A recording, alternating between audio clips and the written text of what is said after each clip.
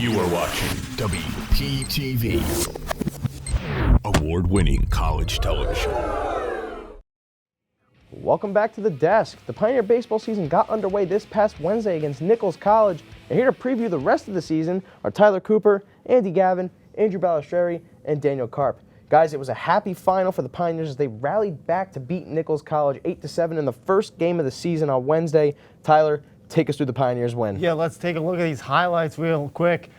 Here we see Damani Rivas getting a man-2 strikeout right there. And here we see Damani Rivas getting another man-2 go down on strikes. And Tyler Rubin comes up to the plate. He hits a ball off the second baseman's glove into right field. That will be later scored a hit for a tie.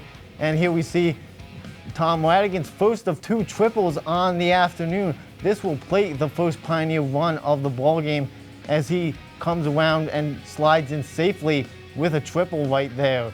And here we see coming up after this, Giovanna Orestes' first base hit into the deep part of the left field corner, and that will be a stand-up double for him, his first hit of the ball game. And here we see Tyler Rubin's second big hit of the ball game, and that will plate another Pioneer, and he's fired up, clapping his hands over there at first base towards his dugout. And here we see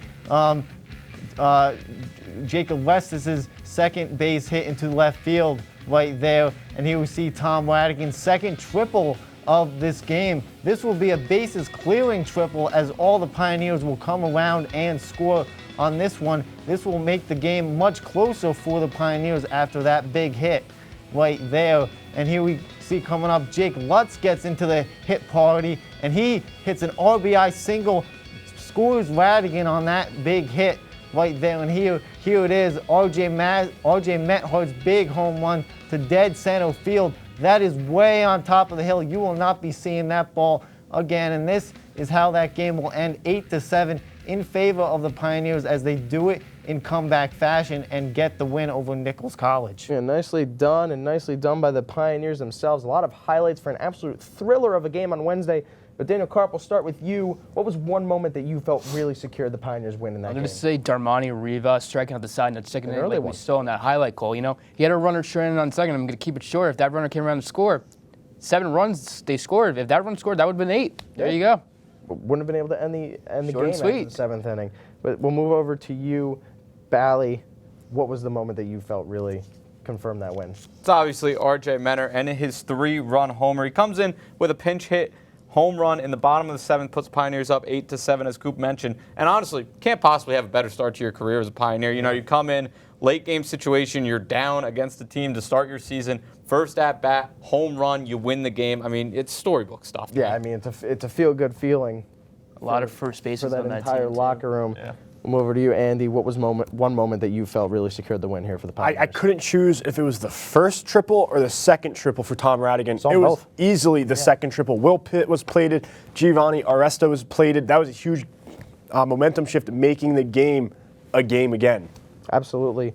Coop closes out for this one. What was one moment that you One felt moment really that I secured saw, the win? it was not shown on the highlight call. It was Jake Lutz's big throw to home plate, straight on the money to Lucky right there, and that kept the Bison off the board in that game, in that inning.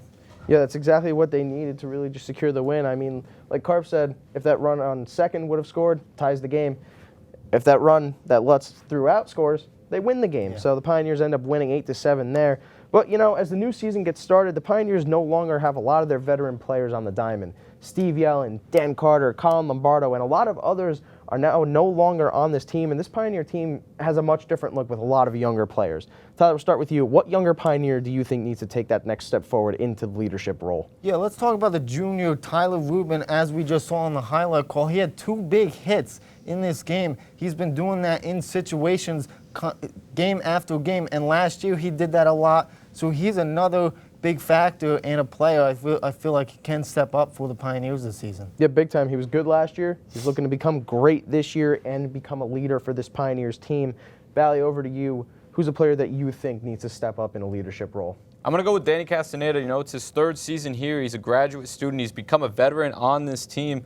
You know, in his 37 appearances, he's pitched about 74 innings with 49 strikeouts and 7 saves. And, he didn't see the mound as much last year as he did back in 2022, but he's definitely going to be a big-time leader on this team, and he's going to lead that reliever unit. For sure. I mean, coming up, we're going to be asking about the relievers, but for now, we'll go over to you, Andy. Who's a player that you think should step up in a leadership role? I'm going to say the transfer Connor Lucky. He was dominant behind the dish, kept a lot of balls in front, made really good plays. He's a transfer from Nichols College. He was National Player of the Year, Gold Glove Award winner, and he was the MVP. He had a .343 batting average. He had 107 hits, 82 runs scored, and 27 doubles, 2 triples, 5 home runs, 11 stolen bases at Middle Essex. That is just amazing, and if he can do that at William Patterson, he has a really bright future. And there's a good chance that he can. William Patterson, a very rich history of transfer athletes. So another one that we could add to that little trophy case that we got, the imaginary one. But Daniel Karp, moving over to you, who's one player that you think should step up? I'm going to go with Jake Lutz, another transfer out of Wagner College in my hometown. He had .346 in 2022, and, he had .278 last year, but I would like to see him raise that average a lot more. He's the only position player on this team who was on the 2022 NJAC championship team, so provides a championship resume. So, with that veteran presence in the playoffs, look forward to seeing some Jake Lutz. Yeah, it's nice to see consistency in the locker room. That's really what you need in order to establish new leaders when a lot of them leave. But with a lot of new faces on this year's pitching staff, the Pioneers need someone to step up there on the mound. Valley, we'll start with you. Who do you think can surprise us and take that role as a dominant reliever? I'm sticking with what I said last question. Give me Danny Castaneda once again. Listen, he was second in the NJAC in saves last season, 15 strikeouts in his 26 innings last season. I mentioned he didn't get as much of a workload last season, but him and Nick Nielsen were the Pioneers' best 2 relievers last season, most likely, and I really expect Castaneda to take that leap this season. I want him to get back to that 2022 form where he was really good and become one of the better relievers in the NJAC. Absolutely. Going to look forward to seeing what he can do coming out of the bullpen. Andy, we'll throw it over to you. Who do you think takes that role as a dominant reliever? I'm going to say Nick Diaz. He was really dominant out of the bullpen. Yes, he gave up 3 runs. None of them were earned, though. First batter, strikeout. That fastball looked really good, had some tail to it. His breaking ball looked really good. Second batter, a ground out. Third batter was the double down the line. Could it have been caught? Yes, maybe. Then it was an error, which could have ended the inning. And he's also a transfer from Middle Essex College. He had 8 starts there, 2 relief appearances. He had a 4-3 record, 57 strikeouts, 40 innings pitched. I think he can be really good for the Pioneers. Especially if he's got Lucky behind the dish, his former teammate. Yeah. It's a really good battery mates right there. Exactly. But Tyler, we'll move over to you. Who do you think is someone that can take the role as a dominant reliever? Yeah, let's talk about the junior, Neil Talanovato. He can be a surprise out of the bullpen because last season he appeared 16 times out of the pen and posted a 3-2 record last year, so pretty solid. And the game against TCNJ on April 10th last year, he struck out 2 batters, and that helped them win that game against TCNJ, a big NJAC opponent. Yeah, TCNJ always pretty consistently a good team.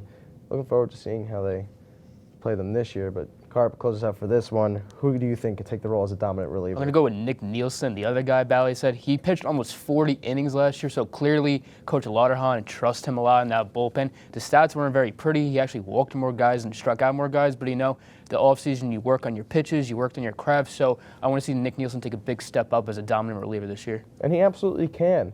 But I kind of previewed it a little bit, but the NJAC is always a tough baseball conference, right? With especially Rowan as a ranked Division III team.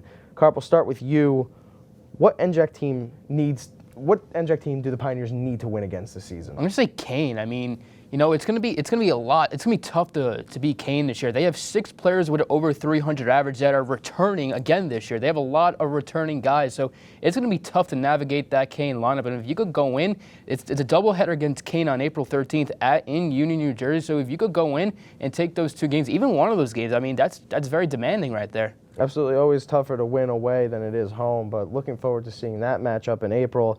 Andy, we'll throw it to you. What NJAC team do you think the Pioneers need to win against? Rowan. We beat Rowan last year. It was a really big win. Rowan has 6 of their 9 starters coming back. Their pitchers are young, developing more. They could be really good. They're dominant. They like to get ahead in the count. I realize that looking through the stats and everything, they like to get ahead in the count, but they will jump if they like to pitch. And one thing I want to say, Coach Lauterhahn has experience.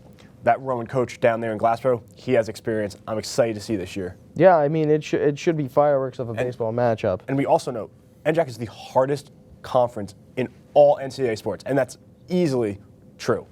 No, I wouldn't argue with. I wouldn't argue with that. Like seriously, Valley, we'll throw it over to you. what team do you think the Pioneers need to beat in the NJAC? They definitely got to watch out for the TCNJ Lions this season. You know, it is the first NJAC series that the Pioneers have on March 30th, and it's at home this year, which is phenomenal. And the Pioneers, they split with them last season. They had a loss, and then they won 12-7 against them. And prior to that, the Pioneers were on a 6-game win streak. I know back in the day, me and Samori called the game. Pioneers won that one 28-7 back in 2022. Before that, though, the Pioneers had lost 12 in a row to TCNJ. So there's definitely a bit of a rivalry there, and I think we're going to see that rivalry rekindled this season. Yeah, especially since that's the first NJAC series. You really want to see a big name matchup there. Tyler closes out for this one. What's a team that the Pioneers have to beat in the NJAC? Yeah, I got to say their rival, the Route 46 rival, Montclair State, the Pioneers fell short in all 3 of their matches against MSU last year, so I really want them to step forward this year and get the wins against this tough Montclair State team. Yeah, it's always nice to get some wins against Montclair. Of course. I would love to see that.